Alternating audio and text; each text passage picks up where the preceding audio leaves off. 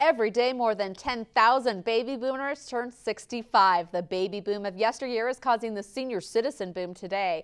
On this episode of Idaho State of Mind, it's all about aging. We explore the challenges of growing older, from dizziness to hearing issues, even prescription drug complications. But we'll also talk about how you grow old gracefully. The secret to the fountain of youth is coming up. Idaho State of Mind starts right now.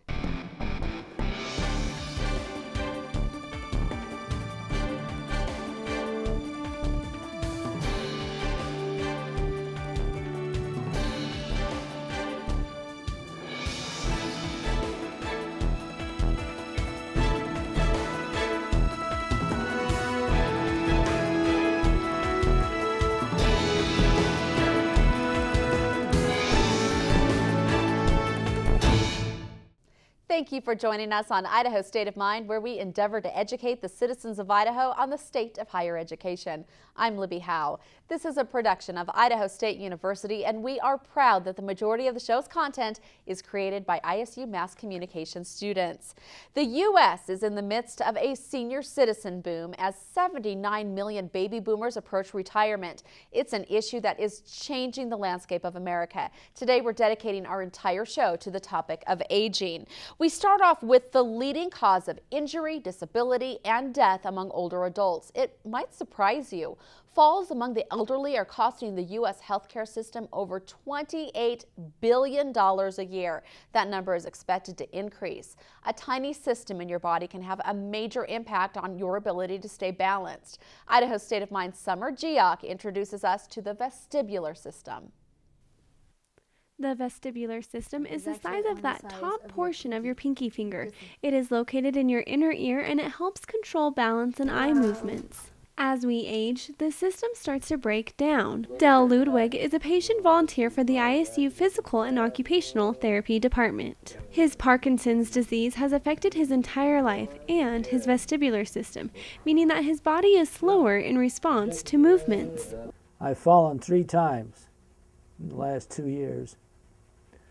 Twice was going in my front door because I caught my slipper on the door threshold and fell flat in my face. The other time was when I was at my granddaughter's graduation in a gymnasium in Boise. This machine tests your eyes, feet, and that motion detector in the inner ear, the vestibular system. It seems to be if somebody is over the age of 65, it becomes more multi-faceted. So they have just a little bit less ability to detect from their vestibular system, a little bit less in their sensation in their feet, their vision isn't so good, and they finally got to a point where now it's affecting their ability to function. The 4 main things one can do to keep a strong vestibular system is to exercise, get your vision checked, make your home safer, free of clutter and throw rugs, and lastly, review your medications. Somebody with Parkinson's has an actual problem with coordination and controlling of their muscles. So their primary fall issue is the fact that they can't react or sense that movement from their joints and their feet as well. And then once that sensation goes to the brain is a little bit slower in processing it in order to respond. Having a fear of falling is not only an economic worry, but also a fear that could result in a loss of independence and mobility. And went through this program last year. And it did help me. I feel very benefited from the exercise that we did each week. And I was able to move a lot better before or after I started the program than I did before. The clinic's goal for Del is to help his movements become smoother, more functional, and not so jarring, to give him the strength and tools to help him keep standing. At the Vestibular Clinic, Summer Geoch, Idaho State of Mind. More than a third of adults over age 65 fall each year. It's important to visit your doctor if you're feeling dizzy, nauseous, or you experience spinning, hearing loss, or poor balance. About 85% of dizziness and balance problems can be diagnosed and treated. Approximately 1/3 of Americans between ages 65 and 74 have hearing loss. Those stats increased dramatically for those over the age of 75. The Hearing Clinic at ISU is helping to combat this situation. They offer a full range of services to diagnose hearing loss and help patients attain hearing aids. The clinic encourages the elderly to be active and watch for signs their ability to hear may be diminishing. Don't just accept hearing loss as inevitable. And the first symptom is typically not being able to understand a noise. And too many elderly people assume that this is a normal part of aging and don't do anything about it. We do know that if you get a hearing aid, that it does have an impact on the quality of your life. Hearing loss is the third leading cause of accidents among the elderly, so it is something that you need to take seriously. Another major issue facing seniors is prescription drug use. Many people find as they age, their medication list gets increasingly longer and more complicated. Idaho State of Mind's Chris Cole takes a look at some common problems the elderly have with prescription medication.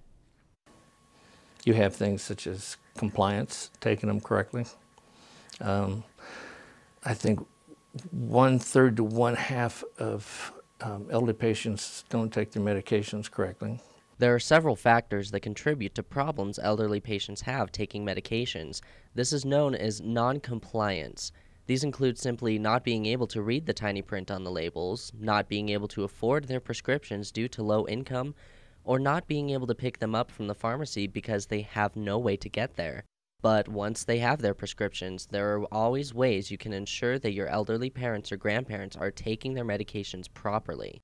You know, instead of saying, are you taking this one time a day, you let them tell you how they're taking it.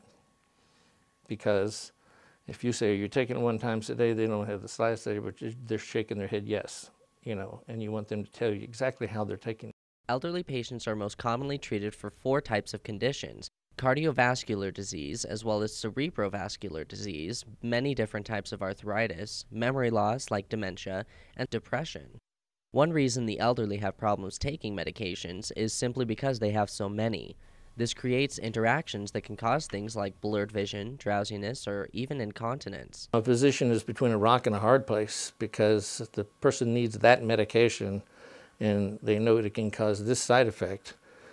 And sometimes you have to weigh, risk versus benefit. If they really need it, we may have to put up with a little drowsiness. Rhodes made it very clear that just because someone is elderly doesn't mean they have to live with pain. But the thing that I think that's most important for students and people to understand is that geriatric patients are no different than the rest of us. One of them told me one time it was like being a young person in an old person's body and wondering what the heck happened. In Pocatello, Chris Cole, Idaho State of Mind. Depression among the elderly is a widely under-recognized problem. Senior citizens make up 12% of the U.S. population. Now consider this, people age 65 and older make up 16% of all suicide deaths in the nation. A vast majority of these individuals visit a physician within a month before death. In order to help our aging loved ones stay healthy, we should remember to keep in touch with them. Sometimes elderly depression comes from feelings of loneliness or abandonment. Just remember that a simple phone call can go a long ways, and a short visit can work wonders for their mood.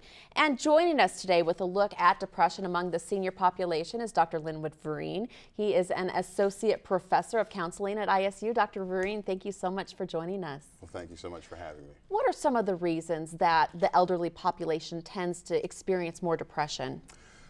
Some of the reasons that our elderly population are struggling with it, there are a myriad of reasons, ranging from a series of losses within their life, loss of a spouse, becoming one where your friend circle is shrinking because of a loss there, and that could shrink due to death or due to the fact that you may just reach a point where your mobility is limited.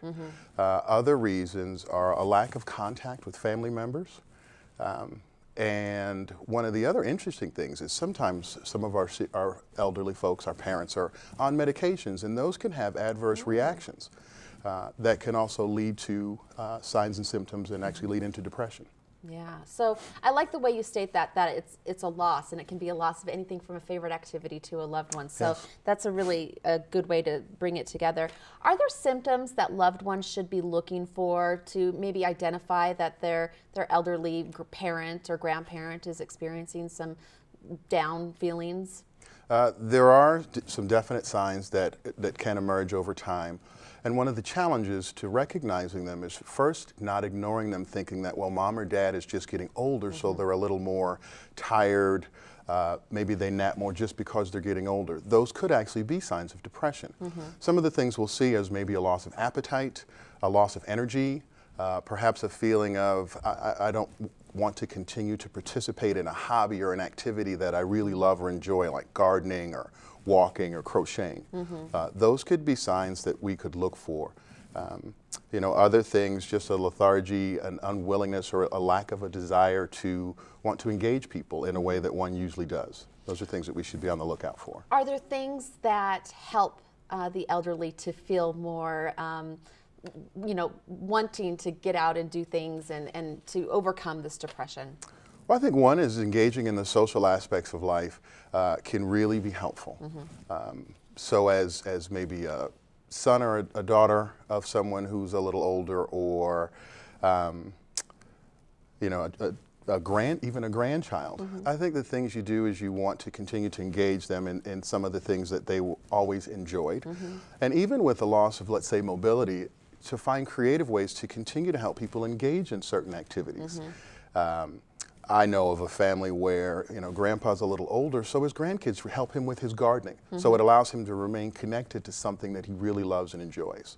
Excellent. So staying active is a huge part Staying of it. active, maintaining a healthy diet, believe it or not, continuing to maintain healthy sleep habits. Sometimes there's this myth that the older we get, perhaps the less sleep we need. And sometimes that could be farther, there couldn't be too much that's further from the truth. You know, trying to maintain at least between 7 to 9 hours.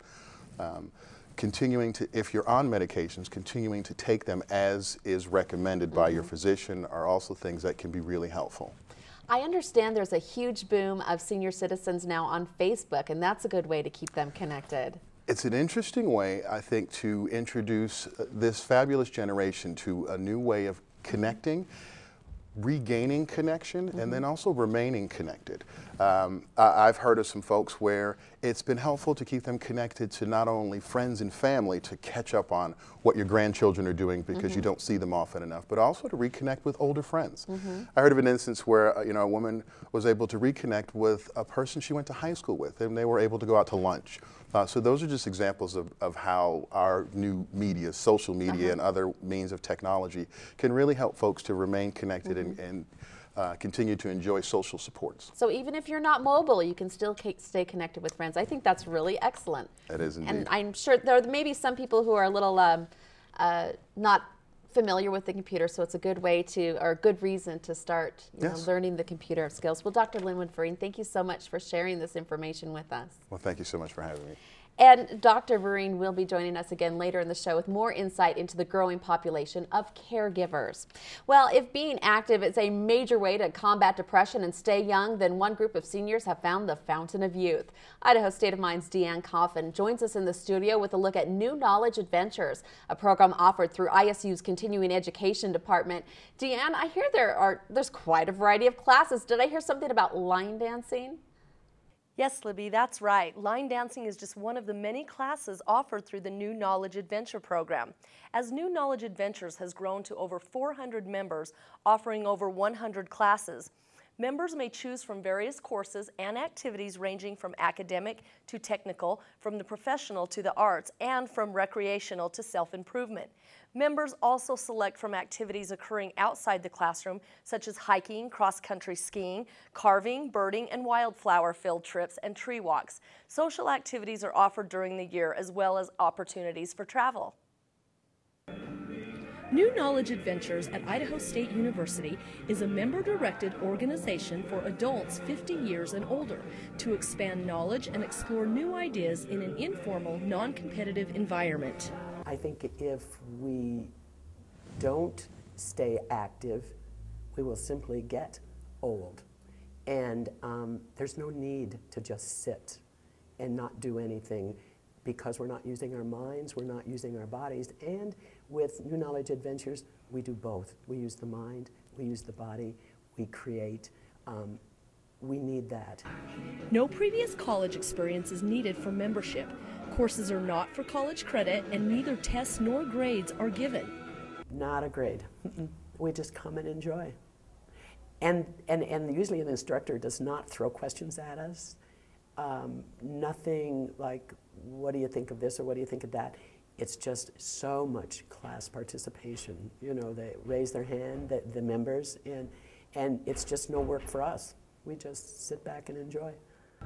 Learning occurs in a pleasant and social atmosphere. It is an opportunity to interact with friends, old and new, and there are many other benefits to being involved in the program. Well, I'd heard about it from a friend of mine, and she said it's a lot of fun and you meet a lot of new people, and I thought, well, that's for me. I need some exercise. Besides the exercise, which we all need desperately, it's good for our mind. We have to think. We have, from the beginners to the advanced, we have over 150 dances, so to remember the steps in that many different dances takes a lot of thinking. Plus you got all the music and laughter. You know, if you mess up, nobody cares. You just laugh at yourself and keep going. Members of the New Knowledge Adventures come from a wide range of backgrounds and experiences. Some are retired and others are still active in the workforce. You know, the group of people that are in NKA are extremely diverse. We all have different interests, and that's how come that there are so many different types of classes. The opportunity to interact with such a diverse group is one that is stimulating and enjoyable, giving members a chance to stay active and expand their horizons. New Knowledge Adventures holds social gatherings for its members throughout the year to give members a chance to get together and just enjoy the social benefits of being a member of NKA. To become a member of New Knowledge Adventures, it costs $40 per semester, and that covers any of the classes that the member chooses to take. Libby, I even asked if I could sign up for classes because it sounds like so much fun, but they told me I have to be at least 50 years old.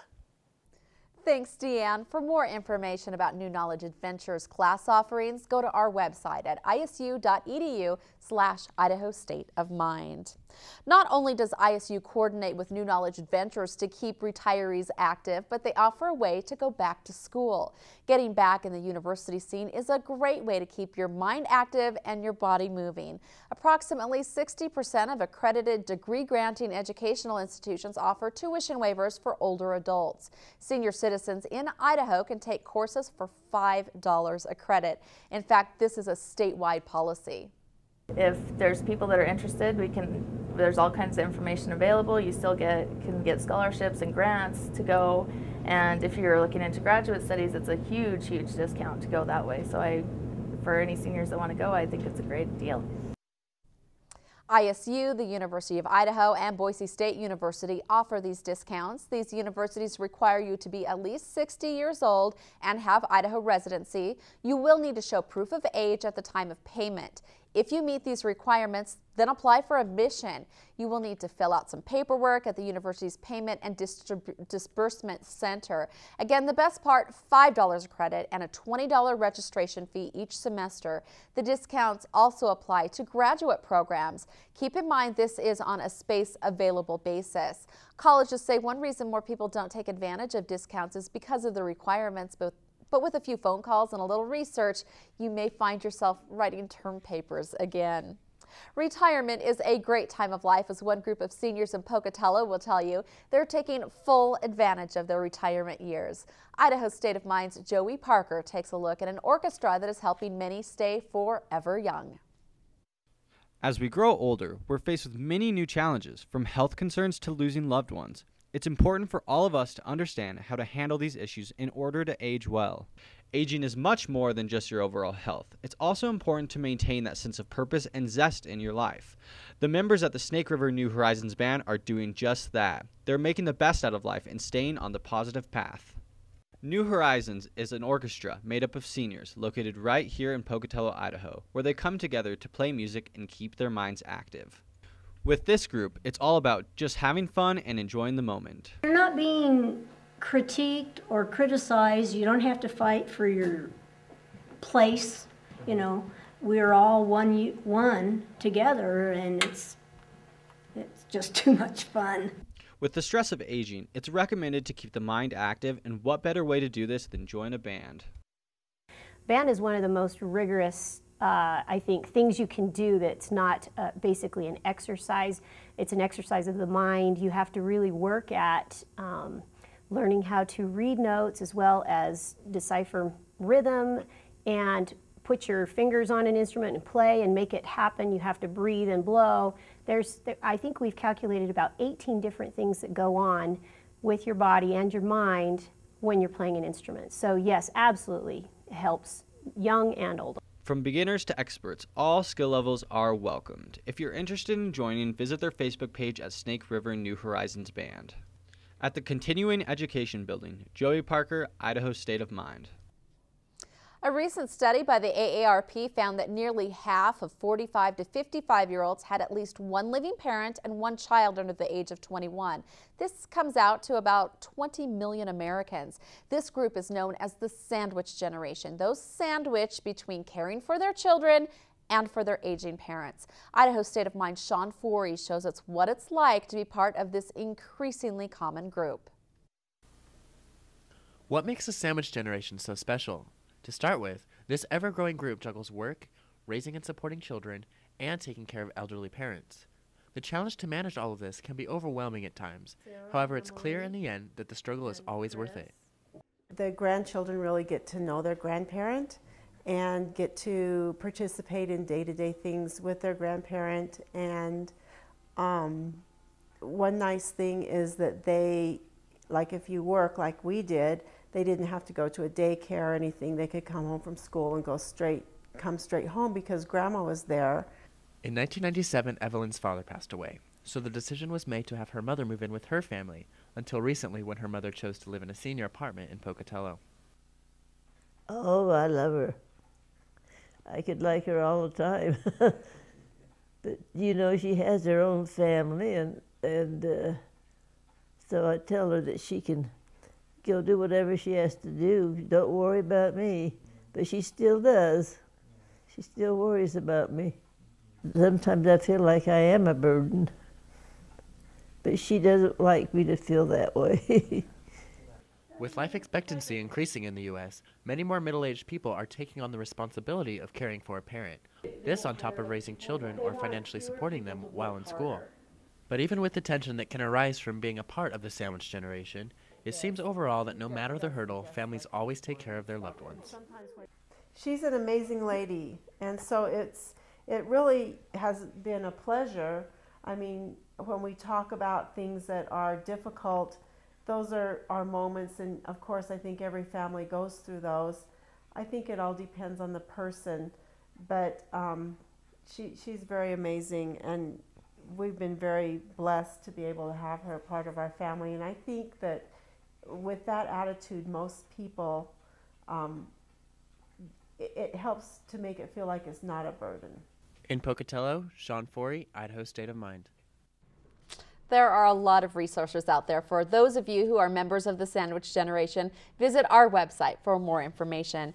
And joining us today again is Dr. Linwood Vereen with a look at some of the issues facing this ever-increasing group of caregivers. Now, these people that we just saw, it really looked harmonious and lovely. It's not always quite so nice for everyone, though. What are some common problems that people face as they, especially the caregivers, as they feel like they're taking care of everybody? Mm-hmm.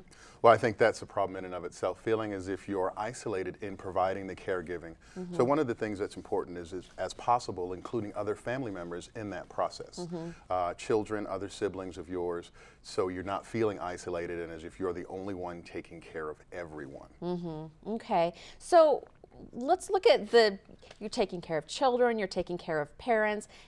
They have very different needs, and yet sometimes not so different needs. How can you balance that? Well, I think you're correct in that. And some of the needs are, one is just a respect of privacy, feeling a sense of independence for both people on those ends, but also for that caregiver as well. Mm-hmm. So it makes communication really important to talk about those things before they become issues and challenges.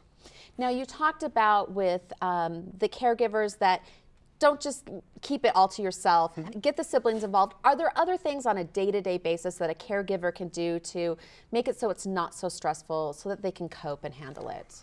Well, I think one of the important things is, as you include other people, is to continue to make time for yourself and your own relationships. Oftentimes, that person providing the care has a spouse or a partner, and continuing to make time for yourself as an individual can be really helpful in alleviating some of the stress that could come up when you're providing for not only a parent, but also raising a child. Yeah.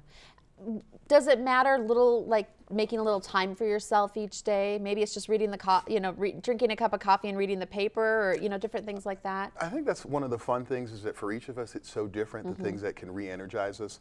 A power walk, a 20-minute walk, going to the gym, making time to read the paper, read a book, connect with friends on your phone or Facebook. Those are, those little things go a long way to not only keep us prepared to provide care to older adults and then to children, but also continue to remain have a sense of self. Now, a lot of times people don't think about some of the important things until their parent is so far gone that they're not able to help with those decisions. Would it make a difference if they start talking about things early? It makes a huge difference. One of the challenges is if there are multiple siblings, having different ideas of what mom or dad's wishes are if they reach a point where they can't make those decisions on their own. So again, it makes communication really important. The idea of developing a long-term plan early, so then you can really just focus on your relationships with your family and continuing to strengthen those will be really critical. Great. Dr. Lynn Woodbury, thank you so much for joining us and giving us insight on two very important topics. Thank you so much. And coming up on the next episode of Idaho State of Mind, every 2 minutes someone in the U.S. is sexually assaulted. But you don't have to be a victim. We'll show you how to defend yourself in the event of an attack. Also, ISU students step up to fulfill the wishes of children with terminal diseases. Please join us next week for this and much, much more. And that's all for this episode of Idaho State of Mind. Thank you for joining us from the campus of Idaho State University. I'm Libby Howe. We'll see you next time.